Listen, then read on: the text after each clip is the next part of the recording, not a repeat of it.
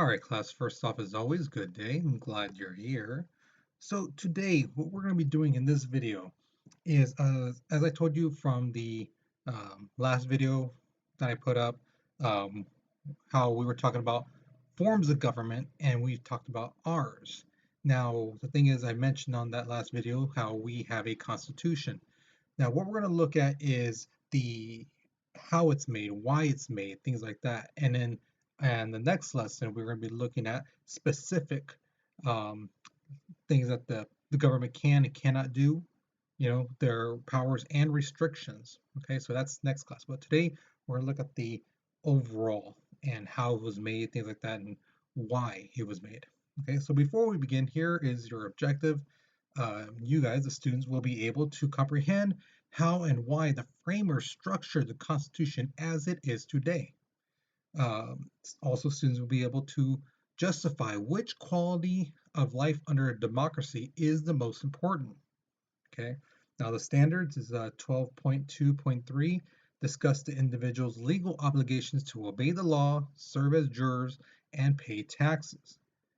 The other standard is 12.2.4, understand the obligation of civic mindedness, including voting, being informed on civic issues, volunteering and performing public services, and serving in the military or alternate services. All right, so here is your warm-up picture. Let me move this out of the way real quick. There you go. So here's your warm-up. Again, on your Google form, it should say on there, point out 3 things that you see.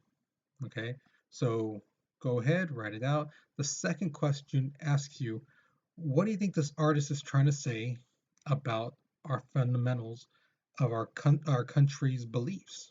Okay, I don't know if you know this or not, but on the Statue of Liberty, it actually does have a little saying. It says, "Give me your tired, your poor, your huddled masses yearning to breathe free air." And as you can see, there's some little markings on there. So what do you think this artist is trying to say about our country? Okay, about our politicians, things like that. Okay, so go ahead, write that out on the second question in your Google Forms. Um, if you're not done, go ahead and press pause. But if you are, the note's going to be starting in 3, 2, 1. All right, so here's the thing. The Constitution, believe it or not, is not complete. It's not truly written in stone. Okay, not every law can be written down the first time around. I'm sure you guys know that. Sometimes as life goes on, when you make up rules, let's say you say, if in your house, in your room, oh, I don't want nobody eating or drinking, and then someone does something else, and they're like, well, you said no eating or drinking, you didn't say this other thing. You're like, well, now this is going to be on the rules. Same thing. Same thing. Again, remember, these guys were very smart, the framers of the Constitution, but they weren't able to tell the future. Okay, they didn't know what ordeals were going to happen in the future. So again, you don't know. They didn't know what was going to happen, so they kind of left it, um, kind of like instead of stone, they left it in clay, so it could be molded. All right. Also, the Constitution doesn't always reflect the actual practice of the government in a country. So, with that being said, you have to remember at the time of the Constitution, um, the only people who had real power were white men, right? African Americans could not vote, women could not vote, African Americans could not own property, things like that. So, now we know better, right? So that's the thing. Just because it was like that back then doesn't necessarily mean it reflects our country now. Okay.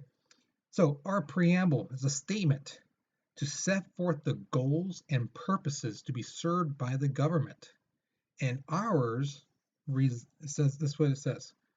We the people of the United States, in order to form a more perfect union, establish justice, ensure tranquility, provide for the common defense, promote the general welfare, and secure the blessing of liberty to ourselves and our posterity.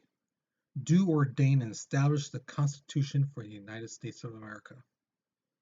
Now, I'm sure you guys are probably wondering, okay, what does that mean? You know, just look at that first line alone. We, the people in the United States, in order to form a more perfect union. Now, I know that kind of sounds like, what does it mean, more perfect? How can you get more than perfect?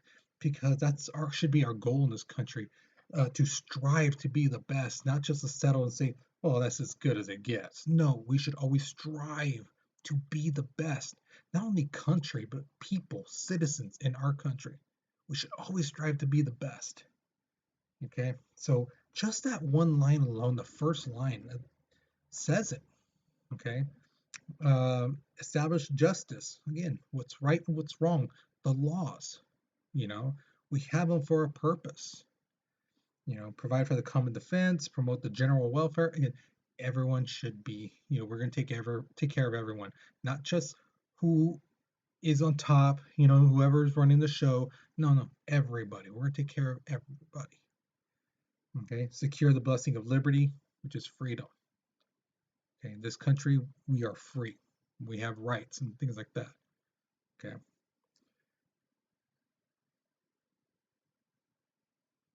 Okay, so here's the thing. The Constitution provides the supreme law of the land. Again, we're going to be getting more in depth in the next class. Okay, so again, but this is just an overall thing we're looking at. It serves as an extent and the limits of the government's power as well as the rights of the citizens, which we will be getting to again in the next couple weeks. Okay, so just be patient on that part. Now here's the thing: the Constitution. This is something I've been a lot of questions I've gotten throughout my years. The Constitution doesn't say that political parties can't be formed. It does not say that. Okay, so because I had some students tell me, well, the Republicans are like this and the Democrats are like this, and you know, and that's the thing. It doesn't say political parties can't be formed. You know, that's they can. All right. Politics is based when people gather to protest or voice their approval or disapproval on government issues. Okay, that's the whole point of parties. It's not supposed to be stonewall like, no, whatever you say, I'm going against you. It's supposed to be we're supposed to be working together. We're supposed to voice our opinions. Say, I approve of this, I don't approve of that, things like that. Okay. The Constitution said that one of its main issues is to promote the general welfare. Again, for everybody. The problem is that the founding fathers believed that the government should help all people instead of favoring one special group um, or person. Okay. Now, thing is, nowadays we have these things called lobbies. All right, we'll be talking about these a little bit more, but I just want to get this in the back of your mind so that when we do talk about it, you're like, oh, okay, yeah, I do remember you mentioning something like that. These lobbyists, they focused on helping particular groups of people. All right, whether that's the ultimate rich, the one particular group of people, based off of age or if they're a female or male, things like that. Uh, and that's what the problem the founding fathers believed that the government should help everyone, not just this little group. Okay, so there's that little uh, pillow cartoon there. I love showing that one. It's funny to me, but yeah, that's just me. All right, so here's your midpoint questions. Why do you think the framers of the Constitution made it so that the Constitution can be changed or edited? So there's your writing prompt. I think the framers of the Constitution made it so changes could be made because, and explain. Now remember, there's only three ways you can get this question wrong. Is if you don't answer it, you copy off someone else, or if your answer is so left field it makes no sense whatsoever. Okay? That's really the only way you can be wrong. Okay, but tell me, why do you think they didn't make everything in stone? Like this is the law, that's it. This way it's going to be forever. Why do you think they did that? Okay, why did they leave it so we can change it?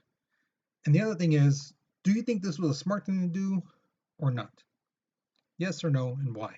So there's a writing prompt again. So if you think yes, yes, I do think it was a smart thing to do because if you think the opposite, no, I don't think it was a smart thing to do because, and explain.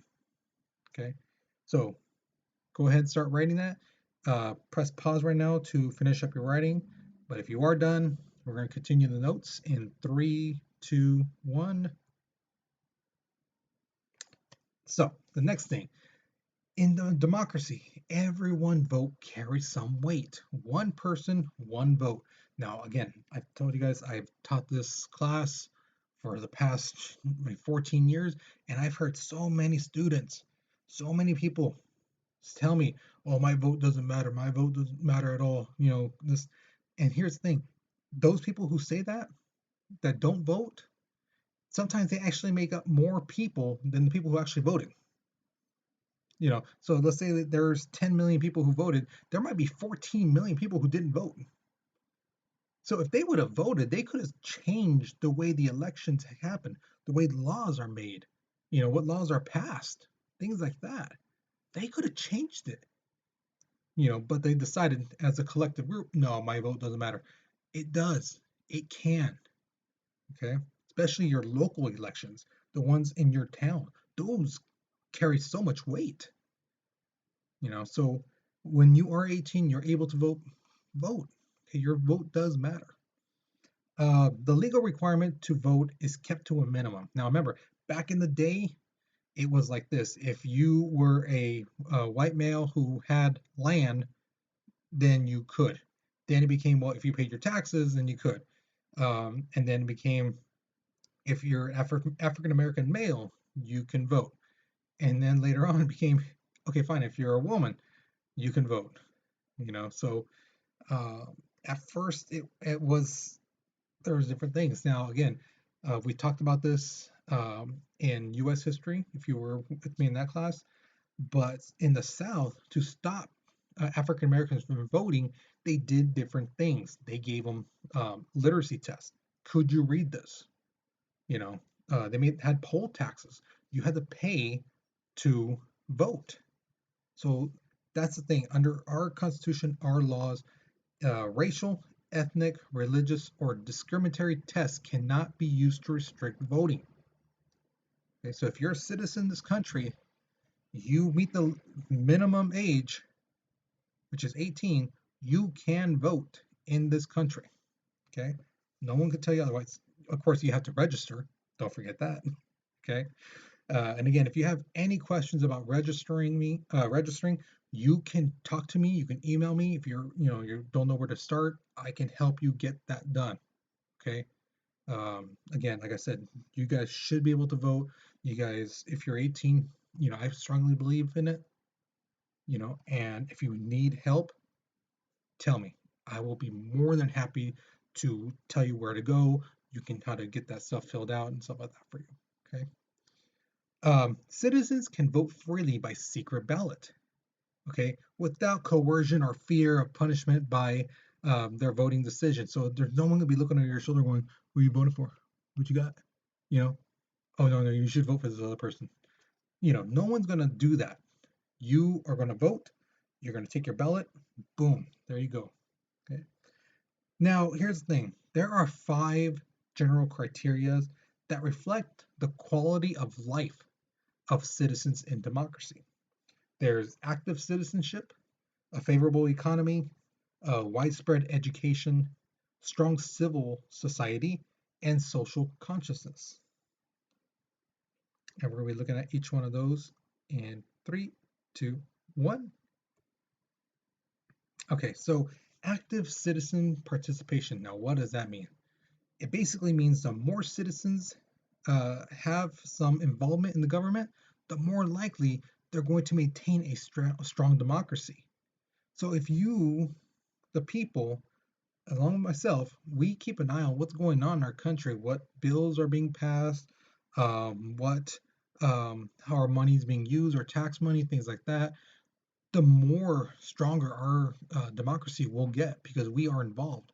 No one's going to try to pull some shady stuff over our eyes, because they know these guys are watching, you know, and especially these representatives who they're supposed to listen to you. And if you are active and you are listening, you're talking to them like, hey, hey, hey, that vote coming up, I don't, I know you should not vote for that. they will listen because, again, you are voting them in. You're voting for them to represent you, and they want to keep their job.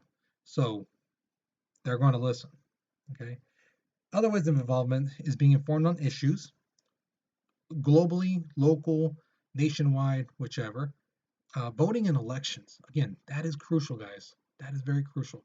Serving on juries. Now, again, I know some of you guys have heard some eerie stories from your parents, grandparents, uncles, whomever, that, oh my God, jury duty is the worst, things like that.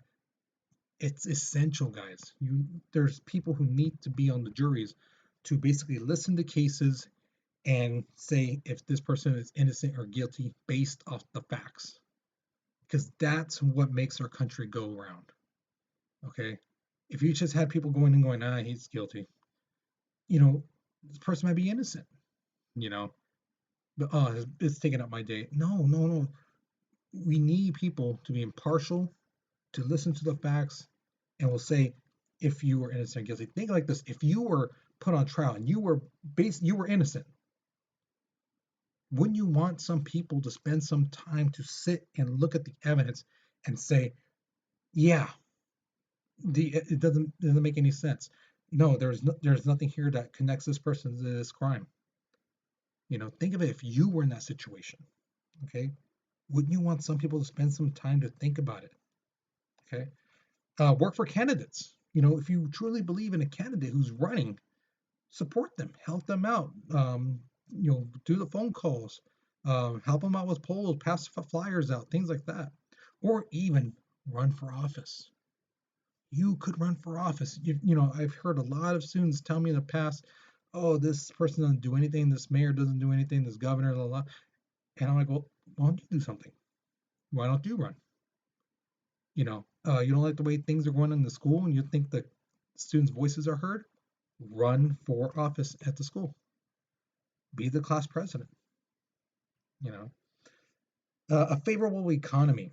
Now, this basically means the larger the middle class is, the better for a democracy.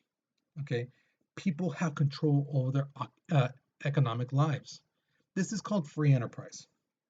Okay, because the thing is, if everyone is poor and they're scrounging for money, again, they're going to go for those three essential things: food, clothing, shelter. Okay, and that's it. They're just looking to survive. But if people have money, enough money where they don't have to really worry about, oh my God, am I going to be able to pay my bills? Oh my God, am I going to be able to do this or that? To you know, we're going to have enough money for food. If they don't have to worry about that, then they have other things that they can think about instead of how am I going to survive? You know, how am I going to make next month's rent? Things like that. So if you got people who actually are making decent money and making their own decisions economically, um, the country will do better. Okay? Widespread education. A country is more likely to succeed if the public is well educated. All right. That just should make natural sense, common sense, that if people are educated, our country's going to be better, you know? Because if you got people who are, just going around scratching their heads and can't figure out that 2 + 2 = 4, we're going to be hurting, you know? We need a country of enlightened citizens, and that's why we have public education like this, trying to teach you guys your rights, the how to do math, you know, and how to write proper sentences and things like that, how to speak properly and things like that. And you know, that's our job as teachers. That's what we're trying to do. Make you well-educated citizens, right? Strong civil society. Now, this is represented by voluntary associations, economic group, religious organizations, or any other group that can work independently from the government. So it's not like a government groups that go out and help people. No, it's just some charity groups. Whether it's a community group or a religious group from a church. You know, this is groups that have no association with the government, but yet they're volunteering. Whether it's food drives, it's cleaning up the town parks, things like that. Literacy in the park, reading to kids, things like that. Job fairs, whatever. That kind of stuff makes our country better. The last one, social consciousness, is when people, citizens, accept democratic values such as liberty and equality. We follow the laws, we respect our freedoms, we respect other people's freedoms as well. And we understand that. That's what social consciousness is. We understand that if you break the law, there's going to be consequences, that you will suffer the consequences of that. And you're denying someone else their freedom. You know, you're denying them that. You know, so again, accepting democratic values and such as liberty and equality. All right, so here's your last question. Which of the 5 general qualities of life in democracy do you feel is the most important and why? So we got active citizenship, a favorable economy, widespread education, strong civil society, or social consciousness. Which one do you believe is the most important? So that's what you write. Again, I put it in color so you can see where you would put each thing. Okay. So I believe that favorable economy, widespread education is the most important of the 5 qualities because, you know, explain. Okay. So again, your opinion, what you believe in, and justify it. Explain it. Why? Why did you pick that one over the other ones? Okay. So once you're finished with this question, that's the end of class. All right. Hopefully you learned something new.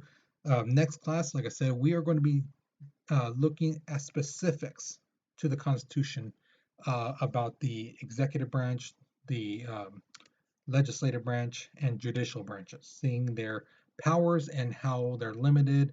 And there's also a little fun thing called checks and balances. Okay, so we're going to be looking at that. All right. So again, hopefully you learned something new. Hopefully you guys are doing very well. Again, guys, I miss you guys. Um, Hope to see you in class. You guys take care and be safe.